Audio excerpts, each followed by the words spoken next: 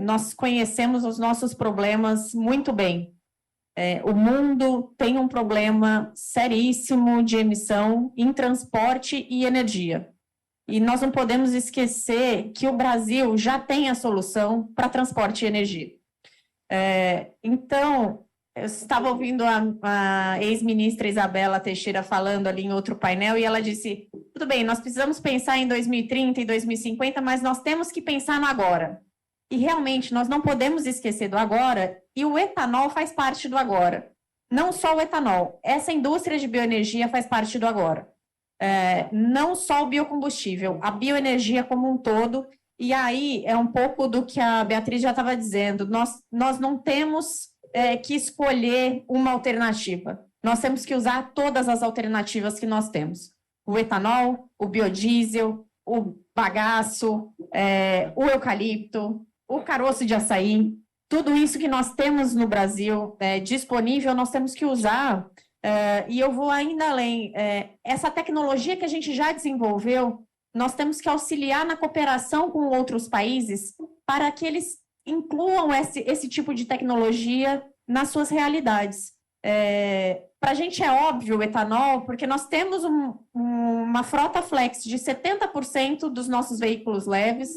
O etanol é uma realidade no Brasil, mas não é uma realidade, não é visível isso em muitos países, né? Nós temos visto, por exemplo, a Europa trabalhando com o fim dos motores a combustão, e o nosso motor combustão flex é mais limpo do que o motor elétrico que eles usam. A emissão do nosso motor flex, se nós considerarmos o ciclo de vida do veículo, ele é 40% menor do que o veículo elétrico na Europa, justamente porque a fonte de energia elétrica deles é o carvão natural, o carvão mineral, o gás natural. Então, isso tem que ser levado em consideração, a gente não pode apenas analisar a emissão no final, né, no motor. A gente tem que considerar o ciclo de vida, da onde está vindo essa energia elétrica. Mas eu queria aproveitar também, como Mato Grosso, no representante do estado de Mato Grosso, para pontuar algumas coisas que Mato Grosso está fazendo de diferente. Foi ótimo a Beatriz ter falado um pouco antes, porque alguns dos aspectos que eu já ia abordar, ela já disse e me economizou um pouco de tempo, me ajudou. Mas enquanto a cana-de-açúcar, o setor sucroenergético começou realmente no Centro-Sul, com foco em São Paulo, no estado de São Paulo, depois crescendo ali Goiás, Minas Gerais, Mato Grosso do Sul e, por último, Mato Grosso, principalmente no sul de Mato Grosso, esse setor de bioenergia ele tem crescido para o norte de Mato Grosso também. E aí nós vemos a preocupação dessa Amazônia. Obviamente, nós vemos a preocupação da Amazônia. E por que eu quero falar disso? Porque Mato Grosso mostra que nós conseguimos fazer as duas coisas ao mesmo tempo. Nós conseguimos produzir e conservar os nossos biomas. Mato Grosso tem hoje 62% do seu território conservado.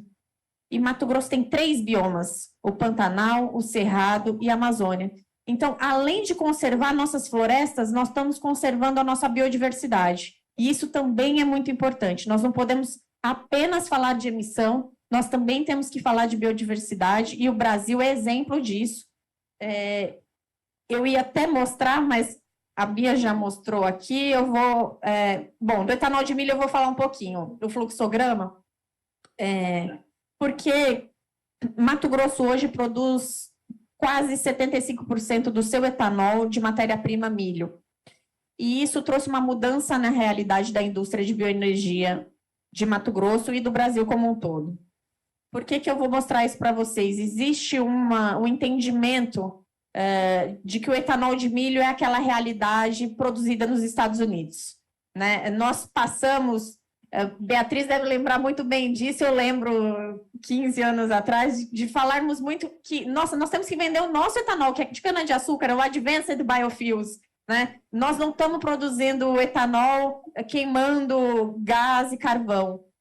E no etanol de milho do Brasil, nós também não estamos produzindo na mesma realidade dos Estados Unidos. Os níveis de emissão para a produção de etanol de milho no Brasil são equivalentes ao etanol de cana, porque a gente usa a biomassa na produção de energia elétrica. Então, essa realidade de usar o eucalipto, o bambu, o caroço de açaí, ela é uma realidade no milho. O eucalipto, eu estou usando o eucalipto como exemplo, que é a maior parte, ele gera energia para gerar essa indústria, e a gente utiliza o milho para a produção tanto do etanol quanto do DDG. O DDG é uma proteína de milho super concentrada, porque tudo que a gente tinha de açúcar no milho virou etanol. Então, o que sobra ali, o farelo de milho, é super concentrado em proteína. E o que isso está trazendo para a realidade de Mato Grosso? Enquanto você tinha uma realidade antes dessa indústria, de uma pecuária extremamente extensiva e uma pouca área disponível para a produção agrícola, que você tinha que ter uma realidade de aumentar desmatamento se você quisesse aumentar a sua área de plantio, hoje em dia, o que a gente vê que o DDG tem feito é isso aqui. Um aumento da produtividade na carne bovina de 24%, aumentando a produção também de carne, esses dados são de Mato Grosso. Dessa forma, eu consegui diminuir minha área de pastagem em 17% e crescer o meu rebanho. Então, eu tive um crescimento de rebanho com uma diminuição de pastagem, e isso foi possível justamente porque eu consegui intensificar essa minha pecuária, alimentar melhor esse gado. Com isso, eu ainda estou deixando esse gado menos tempo no pasto, porque, obviamente, ele vai passar um tempo no pasto para depois ir para um confinamento e terminar a vida dele no confinamento. Então, eu estou abatendo um gado mais cedo. A gente saiu, gente, de uma faixa de abate com 24 meses de 5% para 37% em 2021. É uma mudança de realidade absurda. E esse animal está sendo abatido mais cedo e mais pesado. Então, eu estou deixando um gado menos tempo, com maior peso, intensificando e gerando produtividade na minha indústria de carne bovina também. E eu não coloquei aqui realidade da carne de frango, da carne suína, mas isso também é uma realidade para esses outros setores.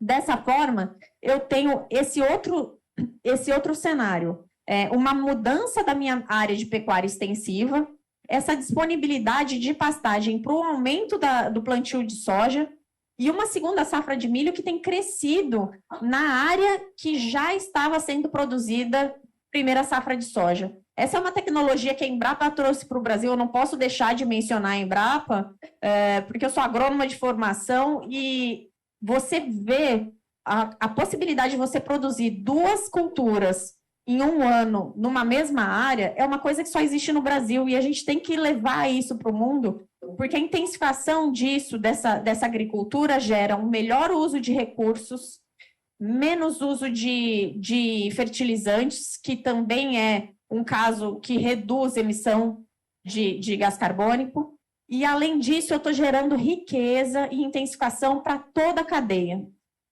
Isso aqui, gente, eu tenho hoje em Mato Grosso 62% da área de primeira safra de soja plantada com milho na segunda safra. Isso mostra para mim que eu ainda consigo aumentar a minha produção de milho na primeira safra de soja, sem aumentar desmatamento. Com esse aumento, eu vou intensificar ainda mais a minha pecuária, que vai liberar ainda mais área de pastagem para a produção de soja e de milho. Então, essa indústria de etanol, ela não está só me ajudando a produzir energia para transporte e energia elétrica, ela também está me ajudando a produzir alimento.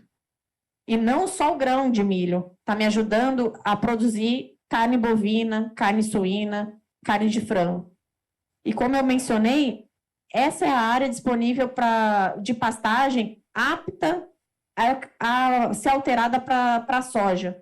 Então, hoje eu tenho quase 12 milhões de hectares de soja em Mato Grosso, eu tenho 14 milhões de pasto disponível para serem convertidos em soja. Então, é uma mudança de paradigma mesmo para o Brasil.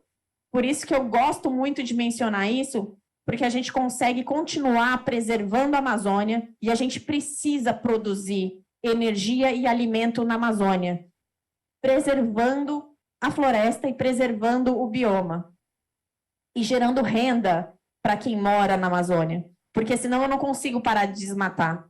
Eu não consigo parar, sustentar a minha floresta se eu não gerar renda para a população que vive nessas regiões. E eu não posso deixar de mencionar o RenovaBio. A Bia também já mencionou, e obviamente o Fábio está em Brasília, eu não vou tomar muito tempo para falar disso, mas não posso deixar de mencionar o quanto o programa trouxe incentivo para o setor, porque o etanol já descarbonizava desde o seu início. Mas a valorização disso, o entendimento de que essa descarbonização ela precisa gerar um valor para o produtor de etanol que se reverte em novos investimentos. Então, esse tipo de investimento que transforma a indústria matogrossense, ele só é possível uma vez que eu tenho um reconhecimento de que esses investimentos vão me gerar algum resultado financeiro também.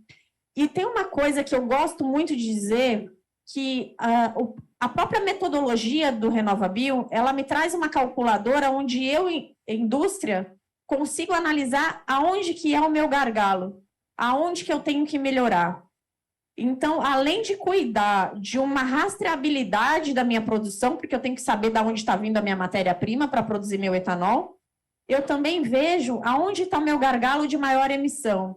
Se é no transporte, se é no fertilizante que eu tô utilizando na lavoura. Então, com esses mecanismos, eu posso investir exatamente nos pontos onde eu tenho maior emissão. E como que a gente tem percebido que isso tem realmente acontecido?